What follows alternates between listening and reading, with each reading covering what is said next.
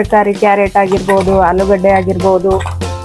ನಾನು ಇವೆರಡು ಮೂರು ತರಕಾರಿನ ಮಾತ್ರ ಯೂಸ್ ಆದ್ರೆ ಒಂದ್ ಅಳತೆ ಉಪ್ಪಿಟ್ಟಿಗೆ ಒಂದ್ ಅಳತೆ ರವಕ್ಕೆ 2 ಅಳತೆ ನೀರು ತಗೊಂತೀವಲ್ರಿ, ಅದ್ರಂಗೆ ಎರಡೇ ಇವಾಗ ಪ್ಲೇಟಿಗೆ ಹಾಕೊಂಡು ತಿಂದ್ರೆ ಬಹಳ ಖುಷಿ ಆಗುತ್ತೆ ನೋಡ್ರಿ ನೋಡೋದಕ್ಕೆ.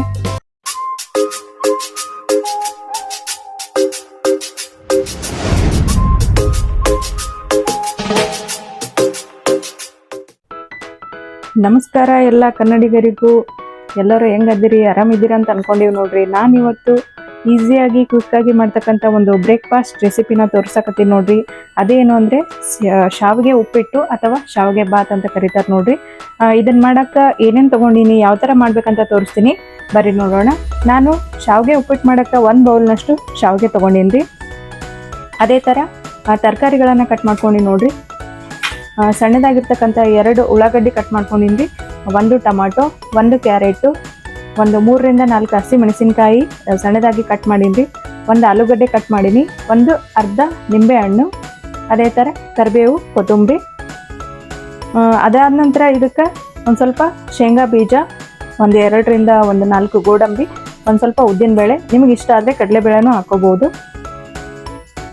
ಇದನ್ನು ಮಾಡೋಕ್ಕೆ ಎಣ್ಣೆ, ಆಮೇಲೆ ನೀರು ಇಷ್ಟು ಬೇಕಾಗ್ತಾವೆ ನೋಡ್ರಿ. ಈಗ ಯಾವ ಥರ ಮಾಡೋದಂತ ತೋರಿಸ್ತೀನಿ, ಬನ್ನಿ ಫ್ರೆಂಡ್ಸ್. ಈ ಶಾವಿಗೆ ಉಪ್ಪಿಟ್ಟು ಮಾಡೋಕ್ಕೆ ಫಸ್ಟ್ ನಾನು ಸ್ಟವ್ ಆನ್ ಮಾಡಿಕೊಂಡು ಒಂದು ಕಡಾಯಿ ಇಡಕತ್ತೀನಿ ನೋಡ್ರಿ.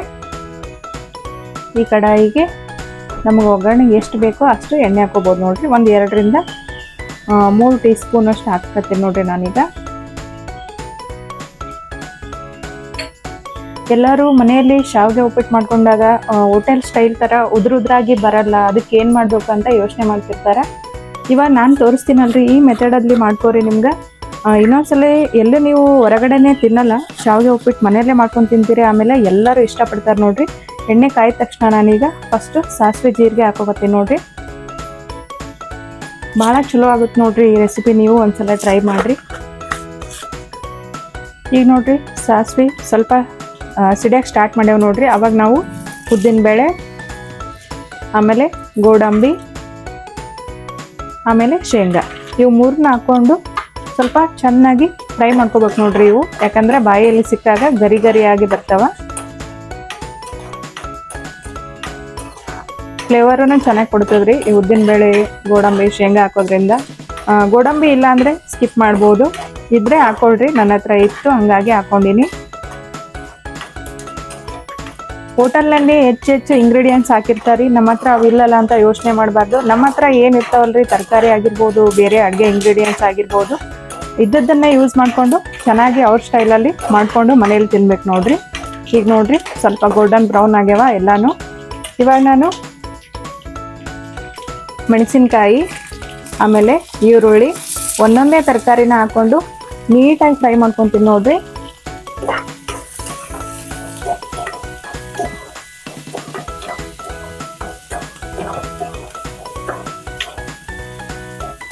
ಈ ಥರ ಈರುಳ್ಳಿ ಮತ್ತು ಮೆಣಸಿನ್ಕಾಯಿ ಒಂದು ಸ್ವಲ್ಪ ಮೆತ್ತಗಾಗೋವರೆಗೂ ಚೆನ್ನಾಗಿ ಹುರ್ಕೋಬೇಕು ನೋಡ್ರಿ ಇದನ್ನ.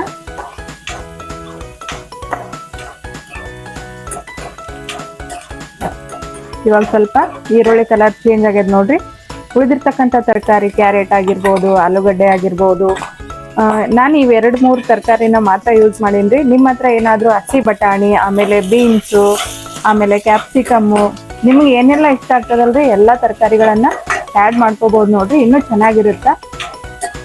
ತರಕಾರಿ ಯಾರ ಮನೇಲಿ ಹೆಚ್ಚಾಗಿ ಮಕ್ಕಳಾಗಿರ್ಬೋದು, ಯಾರೇ ಆಗಿರ್ಬೋದು, ತರಕಾರಿನ ಇಷ್ಟಪಟ್ಟು ತಿಂತಿರಲ್ಲ. ಈ ಥರ ಮಾಡಿಕೊಟ್ರೆ ಎಲ್ಲ ಒಂದು ತರಕಾರಿನ ತಿಂತಾರ. ಆಮೇಲೆ ನಮ್ಮ ಬಾಡಿಗೆ ಏನೇನು ಬೇಕು ಎಲ್ಲ ಸಿಗ್ತದೆ ನೋಡ್ರಿ. ಬೆನಿಫಿಟ್ಸ್ ಅಂತಾನೆ ಹೇಳ್ತೀನಿ ತರಕಾರಿ, ಎಲ್ಲ ತರಕಾರಿಗಳಿಂದ. ಲಾಸ್ಟಲ್ಲಿ ಟೊಮೊಟೊ ಹಾಕೊತೀನಿ ನೋಡ್ರಿ.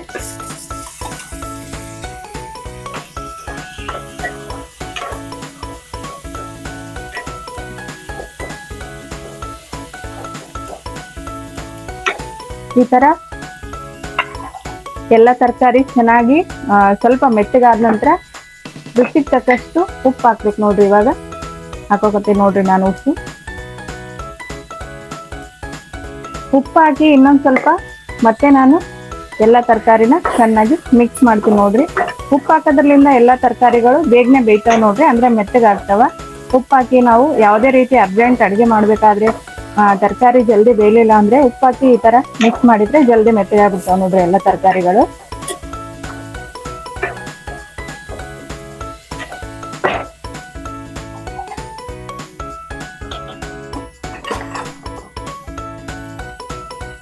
ಇವಾಗ ನಾನು ಈ ತರ ಒಂದು ಬೌಲಿಂದ ಶಾವಿಗೆ ತಗೊಂಡಿನಲ್ರಿ, ಇದೇ ತರ ಇನ್ನೊಂದು ಬೌಲಿಂದ ಇದಕ್ಕೆ ನೀರು ಹಾಕೋಕತ್ತೀನಿ ನೋಡ್ರಿ. ಒಂದು ಬೌಲು ಶಾವಿಗೆ ತಗೊಂಡಿದ್ನಲ್ರಿ, ಅದೇ ತರ ಒಂದೇ ಬೌಲ್ ನೀರು ಹಾಕೊಂತೀನಿ ನೋಡ್ರಿ ನಾನೀಗ.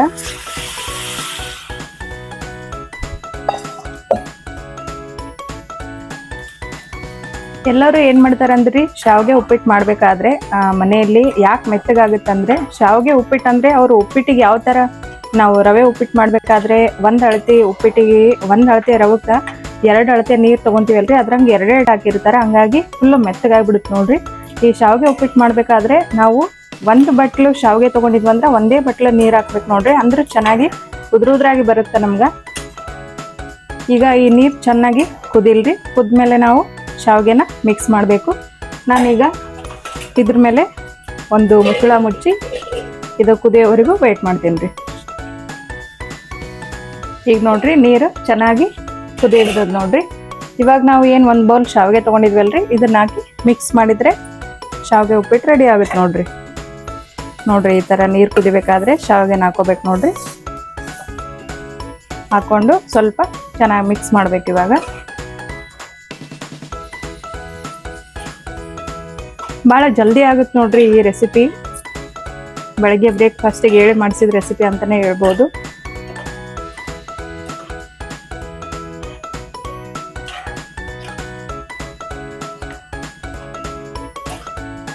ಈ ಥರ ಮಿಕ್ಸ್ ಮಾಡಿ ಈಗ ನಾನು ಮತ್ತೆ ಲಿಡ್ ಕ್ಲೋಸ್ ಮಾಡಿ ಒಂದು 2 ರಿಂದ 3 ನಿಮಿಷ ಕುದಿಸ್ಕೊತೀನಿ ನೋಡ್ರಿ. ಇವಾಗ ನಾನು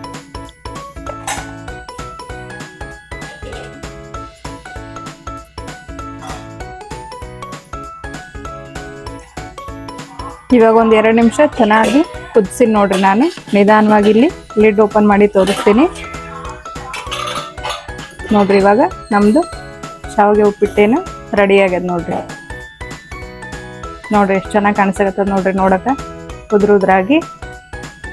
ಈಗ ನಾನು ಅದ್ರ ಮೇಲೆ ಅರ್ಧ ನಿಂಬೆಹಣ್ಣು ತೊಗೊಂಡಿದ್ನಲ್ರಿ, ಇದನ್ನ ಚೆನ್ನಾಗಿ ಹಿಂಡಿ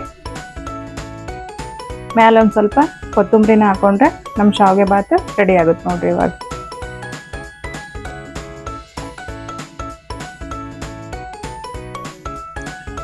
ಇನ್ನೊಂದ್ಸಲ ಚೆನ್ನಾಗಿ ಮಿಕ್ಸ್ ಮಾಡ್ಬೇಕು ನೋಡ್ರಿ.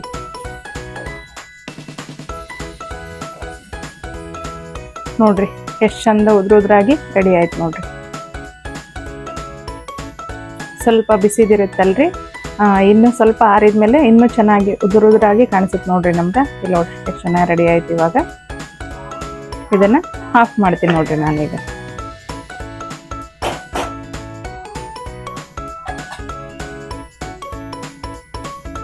ನೋಡ್ರಿ ಫೈನಲ್ ಆಗಿ ನಮ್ದು ಶಾವಿಗೆ ಉಪ್ಪಿಟ್ಟು ರೆಡಿ ಆಯ್ತು ನೋಡ್ರಿ. ಇವಾಗ ಪ್ಲೇಟಿಗೆ ಹಾಕ್ಕೊಂಡು ತಿಂದರೆ ಭಾಳ ಖುಷಿ ಆಗುತ್ತೆ ನೋಡ್ರಿ ನೋಡೋದಕ್ಕೆ. ಯಾರ್ಯಾರಿಗೆ ಶಾವಿಗೆ ಉಪ್ಪಿಟ್ಟು ಅಂದರೆ ಭಾಳ ಇಷ್ಟ ಕಮೆಂಟ್ ಬಾಕ್ಸಲ್ಲಿ ತಿಳಿಸ್ರಿ ನನಗೆ. ಈ ರೆಸಿಪಿ ಏನನ್ನ ನಿಮ್ಗೆ ಇಷ್ಟ ಆಗಿತ್ತು ಅಂತಂದರೆ ಯಾರೆಲ್ಲ ನನ್ನ ಚಾನಲ್ನ ಹೊಸದಾಗಿ ನೋಡಕತ್ತೀರಲ್ರಿ, ದಯವಿಟ್ಟು ಸಬ್ಸ್ಕ್ರೈಬ್ ಮಾಡ್ಕೋರಿ, ಲೈಕ್ ಮಾಡಿರಿ, ಶೇರ್ ಮಾಡಿರಿ. ಇದೇ ಥರ ನನಗೆ ಸಪೋರ್ಟ್ ಮಾಡಿರಿ. ಇನ್ನೂ ಯಾವ್ಯಾವ ರೆಸಿಪಿ ಬೇಕಂತ ಕಮೆಂಟ್ ಬಾಕ್ಸಲ್ಲಿ ತಿಳಿಸ್ರಿ. ಮುಂದಿನ ವಿಡಿಯೋದಲ್ಲಿ ಮತ್ತೆ ಸಿಗೋಣ. ಬಾಯ್.